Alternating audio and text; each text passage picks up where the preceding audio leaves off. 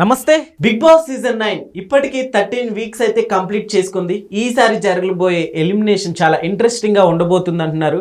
Double elimination కూడా ఉండొచ్చు అంటున్నారు. అంతేకాదు ఒక స్ట్రాంగ్ కంటెస్టెంట్ ని బయటకు పంపిస్తున్నారు అంటున్నారు. సో ఇదే అంశం మీద ఒకసారి విశ్లేషణ తీసుకుందాం. ప్రస్తుతం మనతో జర్నలిస్ట్ శేషరావు గారు స్టూడియోలో ఉన్నారు. వెల్కమ్ చెప్దాం. Hello sir. హలో సార్, ఆ విధంగానే ఉండబోతుంది అంటారు ఎలిమినేషన్? సో స్ట్రాంగ్ కంటెస్టెంట్ని ఎలిమినేట్ చేయాలనుకుంటే ఏ ఆప్షన్ తీసుకుంటాడు బిగ్ బాస్? మామూలుగా ఓటింగ్ ప్రకారం అయితే ఎవరిని ఎలిమినేట్ చేసే అవకాశం ఉంది అనేది మనం విశ్లేషించుకుంటే కొంతవరకు అంచనా వేయచ్చు. ఎందుకంటే టాప్ 5లో ఎవరు ఉంటారు అనేది గతంలో మనం అనుకున్నాం. టాప్ 3లో ఎవరు ఉంటారు, టాప్ 5లో ఎవరు ఉంటారు, ఈ వారం ఎవరు ఎలిమినేట్ అయ్యే అవకాశం ఉందనేది గత వీడియోలో మనం చెప్పుకున్నాం.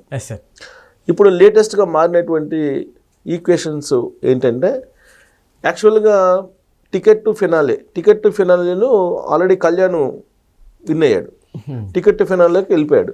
సో ఇక అతను మళ్ళీ ఫైనల్ వరకు ఉంటాడు. ఆయన టికెట్ టు ఫినాలే కాబట్టి ఫినాలే వరకు ఉంటాడు అతను. కాకపోతే అతనికి ఒక మైనస్ ఇప్పుడు ఉంది. ఏంటంటే నామినేషన్ లిస్ట్లో లేకపోతే ఓటింగ్ అనేది తగ్గుతుంది. యాక్చువల్గా నామినేషన్ లిస్ట్లో ఉంటే కనుక ప్రతి వారం మనం చూస్తే కనుక తనూజ, కళ్యాణ్ ఇద్దరు షేర్ చేసుకున్నారు ఓటింగ్ని. యాక్చువల్గా ఫస్ట్ నుంచి చూస్తే తనూజకి 40% అబోవ్ ఓటింగ్ పడేది. ఓకే. తర్వాత కళ్యాణ్కి తనూజకి మధ్య కొంచెం బాండింగ్ ఉంది అనేటువంటి ఒక అభిప్రాయం వచ్చేసింది ఆడియన్స్లో. సో దాంతో తనూజకి పడేటువంటి ఓటింగ్లో షేర్ చేసుకున్నాడు పవన్ కళ్యాణ్. సో కళ్యాణ్ పడాలా?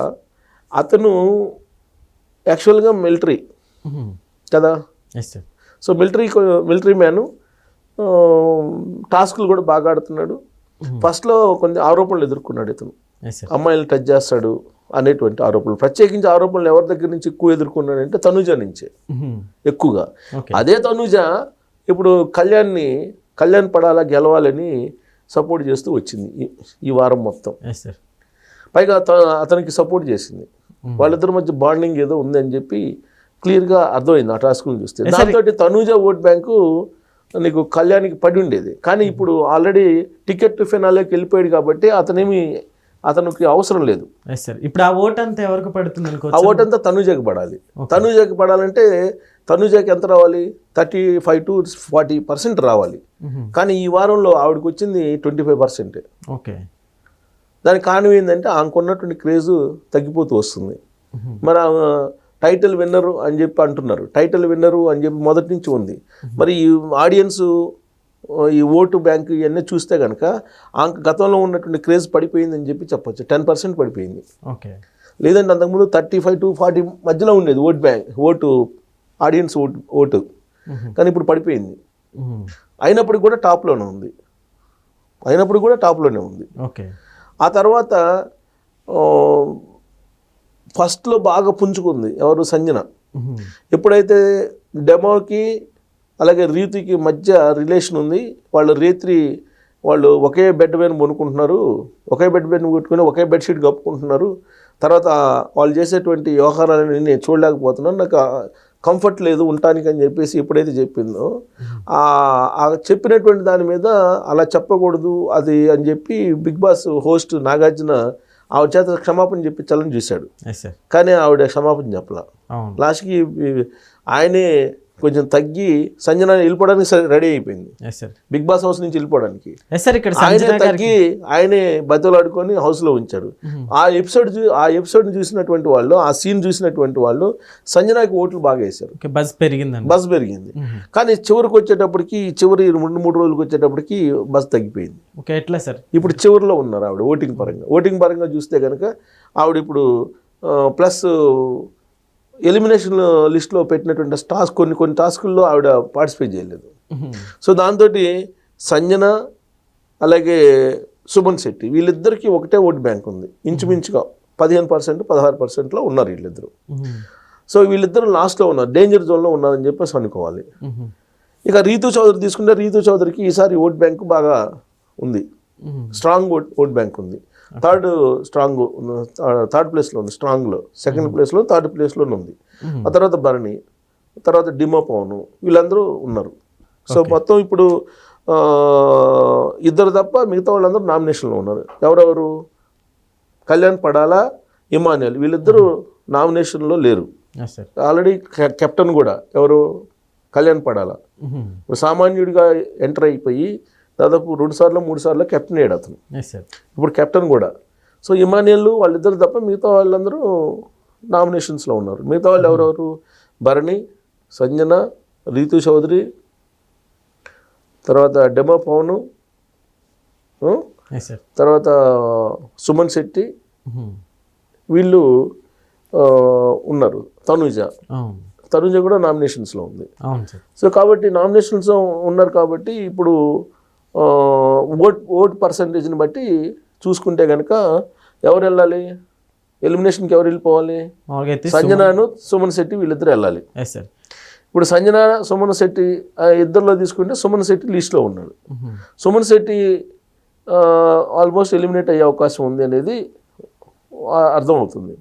కాకపోతే ఎవరు ఎలిమినేట్ అయ్యే అవకాశం ఉంది, ఎవరిని ఎలిమినేట్ చేయాలని చెప్పి ఆడియన్స్కి ఓటింగ్ పెట్టినప్పుడు సుమన్ శెట్టిని ఎక్కువ మంది ఎలిమినేట్ చేయమని చెప్పారు. సంజన కొంచెం మెరుగ్గా ఉంది సుమన్ శెట్టి కన్నా. ఇప్పుడు డబుల్ ఎలిమినేషన్ చేయాలి అనుకుంటే మాత్రం వీళ్ళిద్దరిని పంపించేయాలి. ఎవరు? బిగ్ బాస్. సార్ బట్ ఇక్కడ చేంజెస్ ఏమైనా చూడొచ్చా మనం? ఎందుకంటే ఇలాంటి టైంలో ఎక్కువ బిగ్ బాస్ గేమ్స్ ఆడుతూ ఉంటాడు కదా ఎలిమినేషన్. జనరల్గా బిగ్ బాస్ గేమ్స్ ఆడుతుంటారు కాబట్టి చివరిలో ఏదన్నా ట్విస్ట్ ఇవ్వాలి అనుకుంటే కనుక అప్పుడు తన స్ట్రాటజీని మార్చుకుంటాడు. స్ట్రాటజీని మార్చుకొని ఏం చేస్తారు? ఇప్పుడు వీళ్ళిద్దరి మీద ఒక స్ట్రాంగ్ కంటెస్టెంట్ని తీసుకుంటాడు. స్ట్రాంగ్ కంటెస్టెంట్ని తీసుకొని అప్పుడు ఆయన గేమ్స్ ఆడతాడు. ఓకే, స్ట్రాంగ్ అంటే ఎట్లా సార్? ఇప్పుడు మనకి తనుజనే ఉన్నట్టు. స్ట్రాంగ్ కంటెస్టెంట్లు ఎవరున్నారు? తనుజ ఉంది, అలాగే రీతు చౌదరి ఉంది, భరణి ఉన్నాడు. సో వీళ్ళల్లో ఎవరో ఒకరిని స్ట్రాంగ్ కంటెస్టెంట్ని తీసుకోవచ్చు. ఇప్పుడు ఇమాన్యుయల్ కూడా ఉన్నాడు. ఇమాన్యుయల్ నామినేషన్స్లో లేడు కదా. సో నామినేషన్స్లో ఉన్నవాళ్ళు వీళ్ళే. ఎవరు?